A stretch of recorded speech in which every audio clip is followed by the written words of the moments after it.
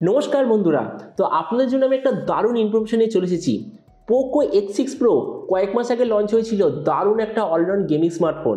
এবার আসতে চলেছে পোকো X7 Pro, কেননা ফোনটা অলরেডি সার্টিফিকেশন সাইটে এসে গেছে। কিছু ইনফরমেশন কনফার্ম হয়ে গেছে, কিছু ইনফরমেশনের লিক্স পাওয়া গেছে। তো এই জন্য এই ভিডিওতে আমরা এই পোকো X7 Pro সম্বন্ধে এখনো পর্যন্ত যা যা ইনফরমেশন পাওয়া গেছে সেটা সম্বন্ধে আমরা ডিসকাস করব। তো চলো শুরু করা যায় ভিডিওটা কোনো সমালোচনা না করে। আপনি যদি গ্যাজেটাল বাংলা চ্যানেলে প্রথমবার আসেন আর এরকম বাংলা টেক ভিডিও ডেইলি দেখতে চান, তাহলে গ্যাজেটাল বাংলা চ্যানেল সাবস্ক্রাইব অবশ্যই করে নেবেন। তো প্রথমে আমরা আলোচনা করবো এই স্মার্টফোনটার ডিজাইন সম্বন্ধে। তো যেমন আপনি দেখতে পাচ্ছেন, এই যে স্মার্টফোনটা বলা যাচ্ছে এটাই আসলে যে আপকামিং পোকো X7 Pro, এটার পেছন দিকে ডিজাইন। কেননা এটা আসলে হলো চায়নাতে খুব তাড়াতাড়ি যে আসতে চলেছে রেডমি K80, ওটারই ডিজাইন। আর এটা আপনি নিশ্চয়ই জানবেন, রেডমি K80e বলে যে স্মার্টফোনটা, ওটাই রিব্র্যান্ড হয়ে সববার X সিরিজের মধ্যে লঞ্চ হয়। তো আমরা বলতে পারি যে এবারে যে ক্যামেরার ডিজাইনটা পুরোপুরি Xiaomi 14CBর মতোই হবে। এর থিকনেস হবে 8.4 মিলিমিটার আর ওয়েট 195 গ্রাম।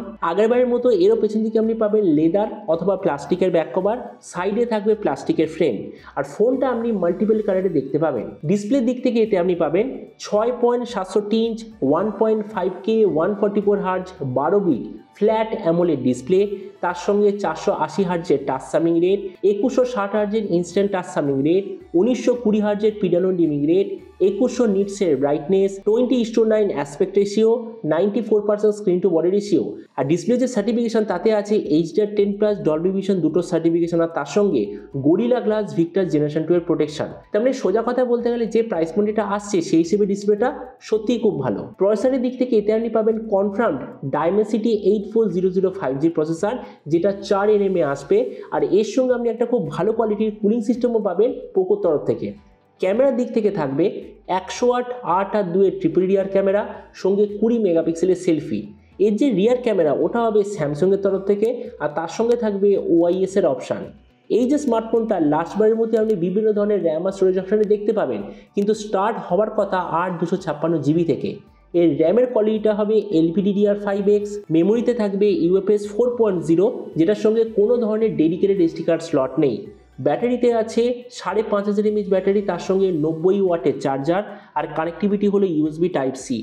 তো এবারে স্মার্টফোনের বাকি কিছু ফিচার বলতে গেলে এতে আপনি পাবেন Android 15 out of the box, 3.5mm jack, dual speaker, Dolby অ্যাটমসের certification, under display fingerprint sensor, আর IP65 এর ওয়াটার অ্যান্ড ডাস্ট প্রোটেকশন। আর এর OS আপডেট সাইকেলের দিক থেকে বলতে গেলে এতে আপনি পাবেন 3 বছরের মেজর OS আপডেট আর 4 বছর সিকিউরিটি আপডেট। তো এবার সবচেয়ে মেন জিনিস, ফোনটা কবে লঞ্চ হবে, কি দামে লঞ্চ হবে। তো দেখুন, আমি এখনো পর্যন্ত যেরকম খবর পেয়েছি এর প্রাইসটা এক্স্যাক্টলি লাস্টবারে যে লঞ্চ হয়েছিল পোকো X6 Pro প্রায় ওটার মতোই হবে। তার মানে এই ফোনটার এবারে প্রাইস হওয়ার কথা ইন্ডিয়ান টাকা অনুযায়ী 25,000-এর আশেপাশে।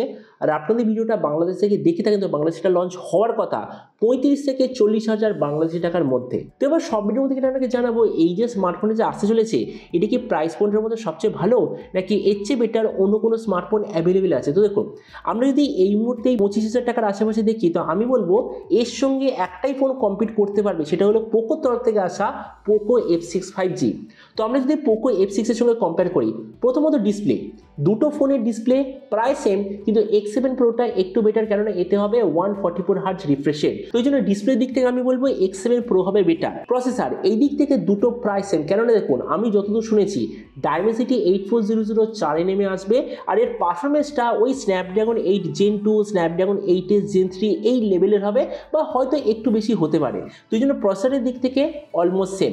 ক্যামেরা এই দিক থেকে আমি বলবো অলমোস্ট সেম, কেননা দেখুন F6 এ কি ছিল, 50 আর 8 রিয়ার ক্যামেরা, 20 সেলফি, সঙ্গে OIS আর একটা খুব ভালো কোয়ালিটির সেন্সার। আর এতে থাকবে 108 মেগাপিক্সেল স্যামসাংয়ের সেন্সার, যেটা পোকো এর আগেও বহুবার ইউজ করেছে, আর সঙ্গে OIS এর অপশান। তো যেটা আমি বলবো অ্যাকচুয়াল ক্যামেরার রেজাল্টের দিক থেকে ক্যামেরা হবে অলমোস্ট সেম।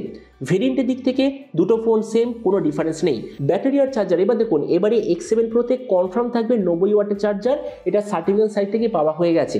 তার মানে দেখুন এর চার্জারটা এক্স্যাক্টলি পোকো F6 এর মতো, কিন্তু ব্যাটারি লাইফের দিক থেকে বলতে গেলে আমি যতদূর শুনেছি 5500 mAh ব্যাটারি হতে পারে। তো এই জন্য ব্যাটারি আর চার্জারের দিক থেকে হয়তো পোকো F6 এর থেকে বেটার। স্পিকারের দিক থেকে দুটো ফোন সেম, OS আপডেটও দুটো এক্স্যাক্টলি সেম। তাহলে দেখুন ভিডিও লাস্ট আমি এটাই বলবো, এই যে পোকো X7 Pro যে আসতে চলেছে, অ্যাকর্ডিং টু লিক্স এখনো পর্যন্ত যা যা স্পেসিফিকেশন পাওয়া গেছে ওই হিসাবে ফোনটা 25,000 টাকা ইন্ডিয়ান মার্কেটে সত্যি ওয়ান অফ দ্য বেস্ট, অথবা আমি বলতে পারি সব থেকে বেস্ট গেমিংয়ের জন্য। তো এবার আপনি নিচে কমেন্ট আমাকে অবশ্যই জানাবেন, এই যে পোকো X7 Pro বলে যে ফোনটা আসতে চলেছে, তো আপনি কি এই দামে এটা নিতে চান নাকি অন্য কোনো স্মার্টফোন আপনি চুজ করতে চান? এটা সম্বন্ধে নিচে কমেন্ট বলতে আমাকে একদমই ভুলবেন না। তো চলুন দেখা হবে আমি কেমন একটা টেক ভিডিওতে। Till then stay tuned and always remember, think positive, be positive. Thank you.